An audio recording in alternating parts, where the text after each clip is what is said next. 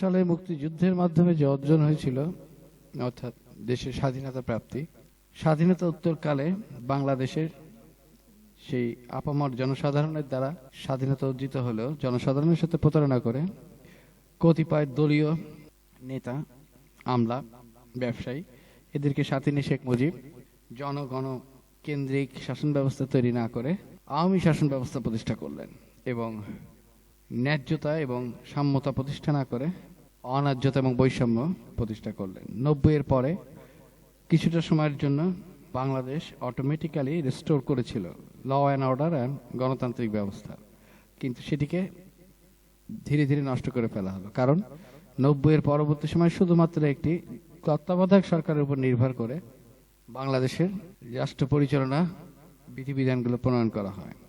24-এ এসে আমরা যেটা দেখলাম, ডক্টর মোহাম্মদ ইউনূস ক্ষমতায় আসলেন। কিভাবে আসলেন, কে ক্ষমতায় আনলো, সেটা এখনো প্রশ্নবিদ্ধ।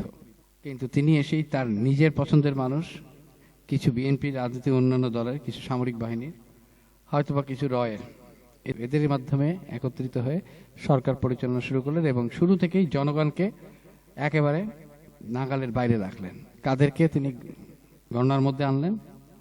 প্রথমে ছাত্রদের নাম ব্যবহার করলো, পরে দেখা গেল প্রতিষ্ঠিত রাজনৈতিক দল, অবশিষ্ট রাজনৈতিক দলের যে প্রতিষ্ঠিত নেতারা, এই নেতারা হচ্ছে মূলত দায়ী বাংলাদেশে গণতন্ত্রহীনতা অথবা আইনের শাসন প্রতিষ্ঠার ব্যত্যয় ঘটার পিছনে এরাই দায়ী।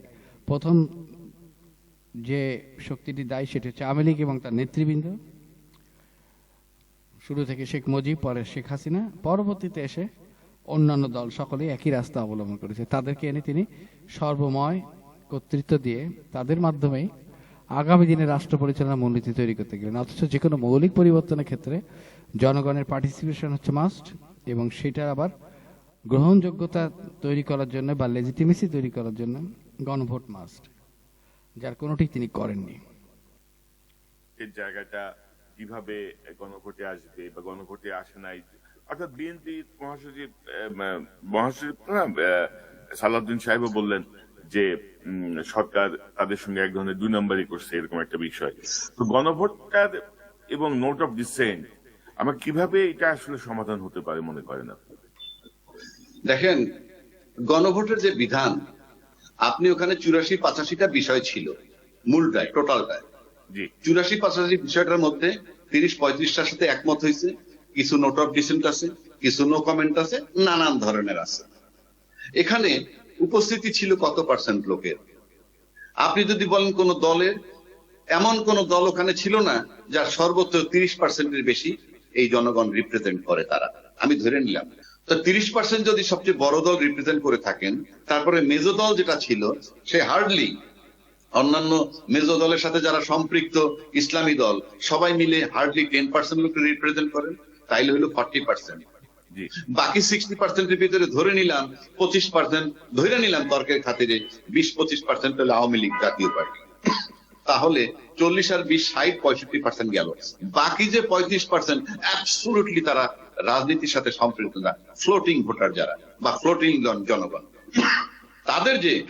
তাদের গণভোটে তো তারাও ভোট দিবে।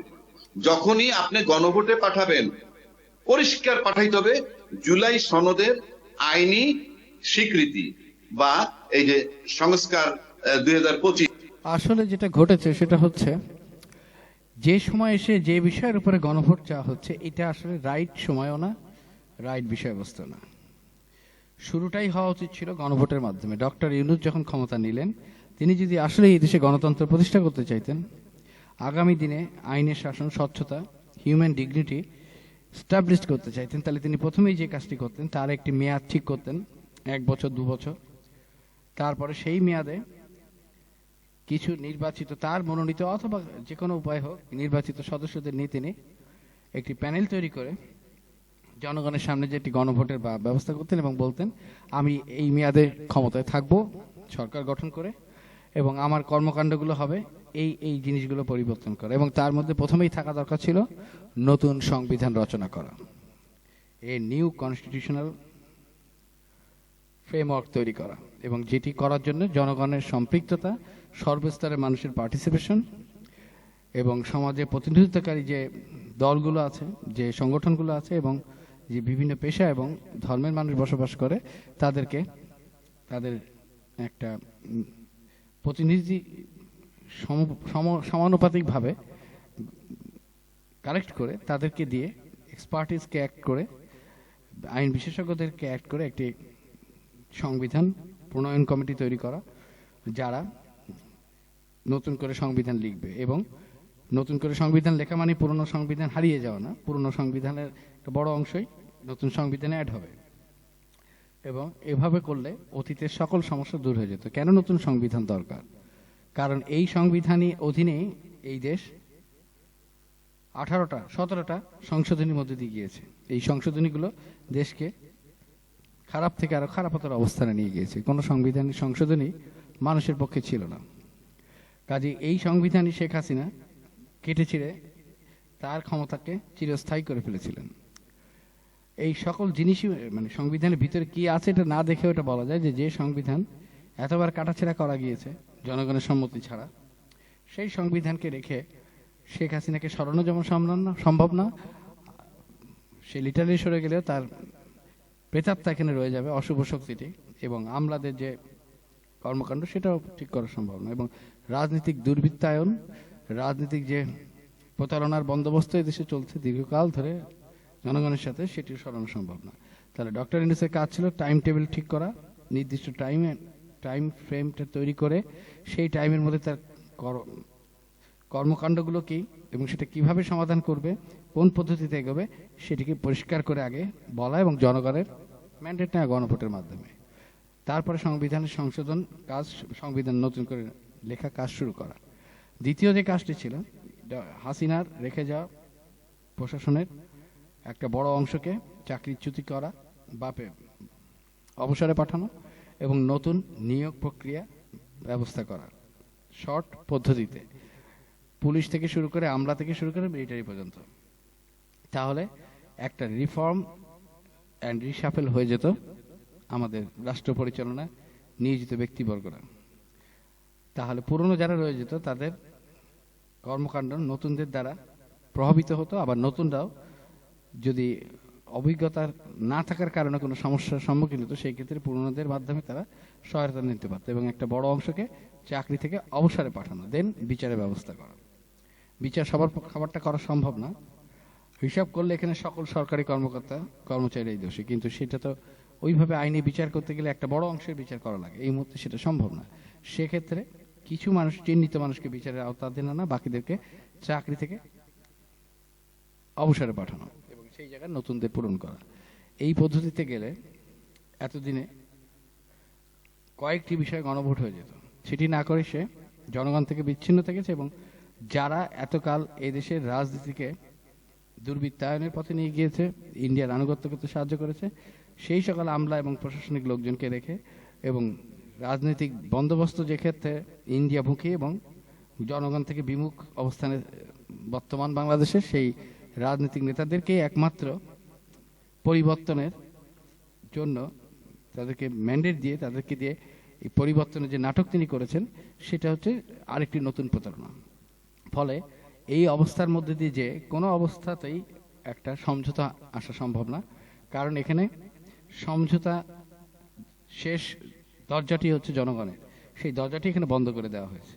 আর যে গণভোট এখন করার কথা বলা হচ্ছে, এটা হচ্ছে এই রাজনীতিবিদদের কুমতলব, অসৎ ইচ্ছা চরিতার্থ করতে যে তারা নিজেরাই একটা স্টেলমেন্ট বা অচল অবস্থার মধ্যে পতিত হয়েছে, সেখান থেকে বেরোনোর জন্য নামকা বাস্তে লোক দেখানো গণভোট, এটা বাস্তব গণভোটের সাথে এর কোনো সম্পর্ক নেই। চাও কি চাও না, হ্যাঁ বা না, ওখানে নোট অফ ডিসেন্ট ফিসেন্ট এত কিছু নিয়ে যাওয়ার কোনো বিধান নাই। পরিষ্কার গণভোটের নিয়ম। গণভোট কি 5 পাতা আপনি লিখে দেবেন তারপর সবাই পড়বে আর গণভোট দিবে? এটা তো হ্যাঁ বা না দিবেন। জুলাই সনদের আইনি স্বীকৃতি, সংবিধান সংস্কার 2025, চাও কি চাও না, হ্যাঁ বা না, শেষ। সেখানে আপনি এটাকে জটিল করলেন। জটিল করলে পরিষ্কার এটা ইউনূস সাহেব আমার কাছে মনে হয় যে উনি বুঝেন কি, যে এই সংসদ হয়ে যাওয়ার পর এগুলা কিছু হবে না, এগুলা কিছুই হবে না, উনি জানেন। এবং আরো একটা ইন্টারেস্টিং ব্যাপার, যদি সবাই না বোধক দিয়ে দেয় তাহলে তো গেল গিয়েই, জুলাই সনদ ভেস্তে গেল। পরিষ্কার তো জিনিসগুলা। অর্থাৎ জুলাই সনদ এখন কোনো সাবজেক্ট না, আর ক্ষমতায় যাওয়াটা হলো সাবজেক্ট, এবং ইউনূস সাহেব আসতে চলে যাবে, পরিষ্কার। উনি কি আসলেই আসতে যেতে পারবেন? আপনি তাই মনে করেন সিচুয়েশন ঠিক ওইরকম? ওনাকে কি মানে উনি কি চলে যেতে পারবেন কি? এটা উনি চলে যেতে পারবেন, আমার ব্যক্তিগত ধারণা উনি চলে যেতে পারবেন। কেন পারবেন সেটা বলি। ইউনূস সাহেব নির্বাচন দিয়ে চলে গেলে যেটা হবে, নির্বাচনে সরোয়ার ভাই ক্ষমতায় যাবে। নির্বাচন হইলে মনে করেন ফর এক্সাম্পল সরোয়ার ভাই ক্ষমতায় যাবেন বা রাজ্জাকি ভাই ক্ষমতায় যাবেন নির্বাচন হইলে, আর নির্বাচন হওয়ার মানে ইউনূস সাহেব তো চলেই যাবেন নির্বাচিত লোকের কাছে ক্ষমতা দিয়ে। কিন্তু নির্বাচন ছাড়া যদি ইউনূস সাহেব চলে যায়, তাহলে কিন্তু আপনারা আমার ক্ষমতায় যাওয়া হলো না, আপনারা আমার তো আর ক্ষমতায় যাওয়া হলো না। তো সেক্ষেত্রে যারা চিন্তা করে যে নির্বাচন হইলে পরে তারা ক্ষমতায় যাবে, শুধু তারা যেভাবে ছলে বলে কৌশলে ইউনূস সাহেবকে কিভাবে রাখবে, রাইখা নির্বাচনটা করে ক্ষমতায় চলে যাবে, তারপর ইউনূস সাহেব জাহান্নামে যান। আর পতিত শক্তি যেটা আমি বললাম, তারা যদি মনে করে ইউনূস সাহেবের ফেব্রুয়ারি পর্যন্ত থাকাটা তাদের জন্য খুব খারাপ, তাদের জন্য গ্রহণযোগ্য না, কোনোভাবে অ্যাকসেপ্টেবল না, এই 3 মাসও তারা সহ্য করতে পারবে না, তাইলে পরে নির্বাচনটা অনিশ্চিত হতে পারে, যে কোনো ক্রাইসিস হয়ে যেতে পারে যে কোনো সময়। এবং ওই শক্তি, যে শক্তি ইউনূস সাহেবকে সরাইতে চায়, সেই শক্তি যদি কোন রকম একটা সিচুয়েশন ইউনূস সাহেবকে সরাইতে পারে, তারপরে দেশে নির্বাচন হইল কি হইল না, কবে হবে কি হবে না, আই এম শিওর তারা মাথা ঘামাবে না। তাহলে এখন এবং করণীয় কি? করণীয় কি ভাই? এখন আমি একটা সাধারণ লোক, আমি কি বলবো? করণীয় কি তো আমার কাছে কেউ চায় না।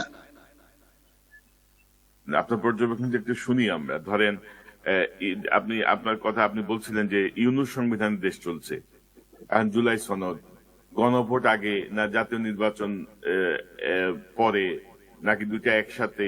এই যে ধরেন আমরা যে একটা কি বলবো, এটা ঘূর্ণাবর্তের মধ্যে পড়ছি আমরা আসলে বের হয়ে আসবো কিভাবে ইউনূস সংবিধান থেকে? মানে আসলে এখন করণীয় কি? ধরেন আপনি মনে করলেন যে করণীয়টা ছিল আমাদের একটাই, হ্যাঁ বলেন। মানে আমাদের একটা ভুল আমরা সংশোধন করব, বা আমরা আবার নতুন করে একটা পদক্ষেপ নিয়ে আমরা আগের বিষয়গুলো রিকভার করব for the sake of the country. তো আমাদের আগামীকাল সকাল থেকে আমরা কি করতে পারি? মানে সমাধান গ্রহণযোগ্য কিভাবে হতে পারে? আমি যদি দায়িত্বে থাকতাম, আমি প্রথম একটা গণভোট করতাম, যে আন্তর্জাতিক অপরাধ ট্রাইব্যুনালে যে বিচারগুলো হচ্ছে, সেই বিচারগুলা সকলে দেশবাসী আগে চান কি চান না, হা বা না ভোট দেন। আমি প্রথম যেতাম সেখানে,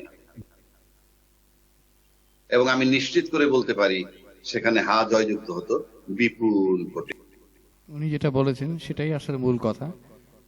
এটা তো পরে, প্রথমে ডক্টর ইউনূস যে একজন রাষ্ট্র পরিচালনার জন্য ক্ষমতায় আছেন, তার বৈধতাকে, একটা হচ্ছে জনগণের সমর্থন, জনগণের ম্যান্ডেট এর মাধ্যমে অর্জিত হয়, সেটা অনেক ক্ষেত্রে লেজিটিমেসি তৈরি করে। কিন্তু যেহেতু ভোট ছিল না, সেহেতু গণভোটের ব্যবস্থা করার দরকার ছিল। কারণ কোনো মৌলিক পরিবর্তন আনতে গেলে জনগণের মত নেওয়া খুবই জরুরি। জনগণের যে ক্ষেত্রে জনগণ সম্মতি দিচ্ছে, সেটাকেও আইনি প্রক্রিয়ার মধ্যে আনার জন্য সেটাকে একটি বৈধ পদ্ধতির মাধ্যমে সামনে নিয়ে আসা দরকার। অর্থাৎ যে বিষয়টা জনগণের ৮০% জনগণের ইচ্ছা আছে, সেটিকেও লিগালাইজ করার জন্য আপনাকে একটা পদ্ধতি অনুসরণ করতে হবে, যাতে সেটা সামনে দৃশ্যমান হয়। আর এটা না হলে ভবিষ্যতে আইনি জটিলতা যেমন থাকে, এটাকে চ্যালেঞ্জ করার সুযোগ থাকে, এবং এটাকে স্টেপ ডাউন করার সুযোগ থাকে, যেটা ইউনূস করেছেন। এখন প্রশ্ন হচ্ছে তিনি কেন করেছেন? তিনি করেছেন কারণ তিনি ব্যক্তিগত সুযোগ সুবিধা বা ব্যক্তিগত এজেন্ডা নিয়ে আসছেন। এর পরের অংশ যেটা আছে সেটা হচ্ছে তাকে যারা এনেছে, যারাই আনুক বাইরের শক্তি, তাদের এজেন্ডাকে সামনে বাস্তবায়ন করার ব্যবস্থা করার জন্য এসেছেন। তিনি বাংলাদেশের গণতন্ত্রের জন্য আসেন নাই, তিনি বাংলাদেশের মানুষের যে অধিকার, ন্যায্য অধিকার, সাম্যের অধিকার, সেটি প্রতিষ্ঠিত করতে আসেননি। এই কারণেই তিনি পারেননি। কাজে এখন তাকে ক্ষমতায় রেখে, মানে 15 months is enough to understand that তিনি আসলে কি চান বা কি পারবেন, সেটা প্রতিষ্ঠিত হয়েছে। কাজেই এখানে গোড়ায় গলদ, কোনো না কোনো এক জায়গায় ডক্টর ইউনূস যেমন জনগণকে অপমান করেছে, জনগণকে উপেক্ষা করেছে, বিএনপি জামাত বা অন্যান্য দলও একই কাজ করেছে। পুরো পদ্ধতিটাই ছিল জনগণকে পাশ কাটানো, কাটায় পুরানো বন্দোবস্তকে ধরে রাখা। এর বাইরে কিন্তু এখানে কিছুই ঘটেনি। জামাত নেতা গোলাম পরোয়ার বলছেন যে আগামী বছর ২৬ সালে যে নির্বাচন হবে তার কোনো আইনি ভিত্তি নেই। এমনকি প্রধান উপদেষ্টা কিভাবে অন্তর্বর্তীকালীন সরকারের প্রধান হয়েছেন তাও সংবিধানে নেই। কি মারাত্মক ব্যাপার! তাহলে সংবিধান বহির্ভূত, আইন বহির্ভূত সব আছেন। এটা তো আওয়ামী লীগই খুব জোরে সোরে বলছে যে এটা অসাংবিধানিক সরকার, এটা হলো জোর করে ক্ষমতায় আসার সরকার। এই সরকার অবশ্যই তাই। আমরা ডক্টর ইউনূসকে চেয়েছি, আমরা আওয়ামী লীগকে চাই না, কিন্তু তার মানে খেলার মতো করে তিনি দেশটাকে তার মতো করে চালাবেন, এটা তো হয় না। জনগণকে সম্পৃক্ত করবেন না, কতিপয় রাজনৈতিক নেতাদের চাওয়া পাওয়ার উপরে নির্ভর করে 18 কোটি মানুষের ভাগ্য তৈরি করবেন। এভাবে দেশের মানুষের উন্নতিও হয় না, গণতন্ত্র সম্ভব না। কাজেই তিনি যে পদ্ধতি ফলো করেছেন এটা কোনো পদ্ধতিই না, এটা হচ্ছে সময় পার করা, দেশটাকে আগের সেই পদ্ধতিকে ধরে রাখা এবং জনগণকে অপমান করা। কোনো ভিত্তি নেই, আইনি ভিত্তি নেই। কিন্তু তার বিপরীতে বলা হচ্ছে যে এটা গণ অভ্যুত্থানের চেতনা, গণ অভ্যুত্থানের যে ভিত্তি, তার ম্যান্ডেট, সেই ম্যান্ডেট অনুযায়ী এই সরকার চলছে। সংবিধান কেবল একটা রেফারেন্স দিছে যে এইরকম একটা আপদকালীন সময় বা বিপদকালীন সময় যেখানে সরকার প্রধান পালায় গেছে, সেখানে তার সরকার নাই, মন্ত্রীরা সব পালায় গেছে, এমপিরা পালায় গেছে, এবং কে রিজাইন করলো, কে মানে পালায় গেল, এগুলি কোনো মানে মোট কথা সরকারের পুরো ধস উদাহ। তো এইরকম একটা ক্রাইসিসে তখন সুপ্রিম কোর্টের মতামত চাওয়া হয়েছে, রাষ্ট্রপতি সেই রেফারেন্সের আলোকেই সরকার চলতেছে। তো হ্যাঁ, এটার তো কোনো স্ট্রং কোনো ভিত্তি নেই। এই জন্য কি দরকার ছিল?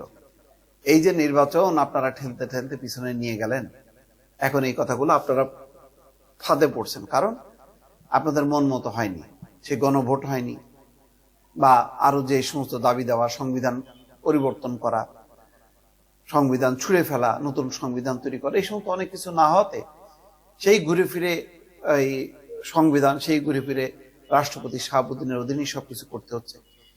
এইটার কারণে এখন মনে হচ্ছে যে এই সরকারের আসলে সাংবিধানিক আইনগত কোনো ভিত্তি নেই। তো ভিত্তি নেই তো বটেই, এটা নড়বড়ে। গণঅভ্যুত্থানের পরপর যদি এত লম্বা সময় অতিবাহিত না করে 3 মাস 6 মাস সময় নিয়ে যদি নির্বাচনটা হইতো, তাহলে আবার সংসদের মধ্য দিয়ে একটা সরকার গঠন হতো, পুরনো যে সমস্ত লিগেসি আছে এগুলিকে তারা রেকটিফাই করতে পারতো বা মানে দায় মুক্তি দিতে পারত। এখন সংবিধানও নাই, আপনার সংসদও নাই, এটা তো একটা লিগ্যাল ক্রাইসিস আছে। এটা তো জামাতের নেতারা এখন কেন বলতেছে? এটা তো অনেক আগে থেকে অনেকেই মানে টকশোতে প্রায় শুনছি, এবং বাস্তবতা তো তাই। 5 বছর পর পর তিনি বলতেছেন যে 5 বছর পর পর নির্বাচন হয়। তো সর্বশেষ নির্বাচন হয়েছে কবে? 2024-এ। রাজনৈতিক দলগুলো মূলত বলেনি তারা ক্ষমতায় যাবে, এটা এই জিনিসটাই ছিল তাদের গোল। কারণ তাদের গোল গণতন্ত্র করে না, তাদের গোল আইনের শাসন প্রতিষ্ঠা করে না, তাদের গোল ব্যক্তি মর্যাদা প্রতিষ্ঠা করে না, তাদের গোল হচ্ছে ক্ষমতায় যে কোনো ভাবে নিজেকে রাজার মতো করে প্রতিষ্ঠা করে দেশের মানুষকে লুটেপুটে খাওয়া। রাজনীতি বাংলাদেশের মানেই হচ্ছে দেশটাকে লোটো, দেশের মানুষকে লোটো, তাদের টাকা পয়সা ধন সম্পদ লোটো না, এবং গরিবকে আরো গরিব করো, কিছু মানুষকে বড় লোক হওয়ার সুযোগ করে দাও নিজেদের স্বার্থে, নিজেদের পকেট ভরার স্বার্থে। এভাবেই তো রাজনীতি চলে। সেটাকে আওয়ামী লীগ একটা চরম অবস্থায় নিয়ে গিয়েছিল, কিন্তু বাংলাদেশে আওয়ামী লীগ নতুন এক্সট্রিম জিনিসগুলোকে মানে সাধারণ যে বিরাজনীতিকরণ অথবা সাধারণ যে দেশের মানুষকে প্রতারণা করার যে পদ্ধতি ছিল সেটাকে এক্সট্রিম পদ্ধতিতে নিয়ে গেছে। কিন্তু আওয়ামী লীগ কিন্তু নতুন করে কিছু আবিষ্কার করেনি, নতুন কোনো পদ্ধতিতে যায়নি, একই পুরানো পদ্ধতি, প্রতারণার পদ্ধতি তারা অ্যাপ্লাই করেছে এক্সট্রিম রূপে, যেটা বিএনপি পারেনি। এবং 24-এর গণ অভ্যুত্থানের পরে রাজনৈতিক দলগুলো সেই পদ্ধতিকে ধরে রাখার জন্যই সকল কর্মকাণ্ড করেছে, সকল মিটিংয়ে গিয়েছে, সকল ঐক্যমতের কমিশনে অংশগ্রহণ করেছে এবং এখনো পর্যন্ত করে যাচ্ছে। তার মানে ডক্টর ইউনূস হচ্ছে দেশের মানুষকে অপমান করছে, জনগণকে উপেক্ষা করেছে, এবং এই প্রতারণাপূর্ণ রাজনীতির প্রতারণাময় নেতাদেরকে সাথে নিয়ে তিনি প্রতারণার নতুন বন্দোবস্ত তৈরি করেছেন। এখন তিনি সেই বন্দোবস্তের একজন ভিকটিম হবেন, হয়তো প্রথম ভিকটিম হবেন। সেই ভিকটিম তিনি হওয়ার পরে তার যে বয়স, তার যে অবস্থান পৃথিবীতে, তিনি হয়তো ফাঁসির দড়িতে ঝুলবেন না, তিনি হয়তো জেলেও যাবেন না, কিন্তু আলটিমেটলি দেশের যে স্ট্রাকচারাল রিফর্ম সেটি হবে না, এবং সে একই পদ্ধতি ফলো করে আরেকটি সরকার আসবে গোজামিল দিয়ে এবং আসন ভাগাভাগির মধ্য দিয়ে। তার মানে প্রথম এই ক্ষেত্রে যে ব্যক্তিটি এই 24-এর গণ অভ্যুত্থানকে ভুল পথে নিয়ে গেছে এবং প্রথম দায়ী ব্যক্তি হচ্ছে ডক্টর ইউনূস, তার সাথে অংশগ্রহণ করেছে রাজনৈতিক দলগুলো এবং তাদের নেতারা। আর বাকি থেকে গেল আমলারা, সরকারি কর্মচারীরা, এরা তো আগে থেকেই নষ্ট ছিল, আগে থেকেই তারা রাষ্ট্রদ্রোহিতার অপরাধে অপরাধী, দুর্নীতির অপরাধে অপরাধী, শেখ হাসিনাকে সাহায্য করার অপরাধে অপরাধী।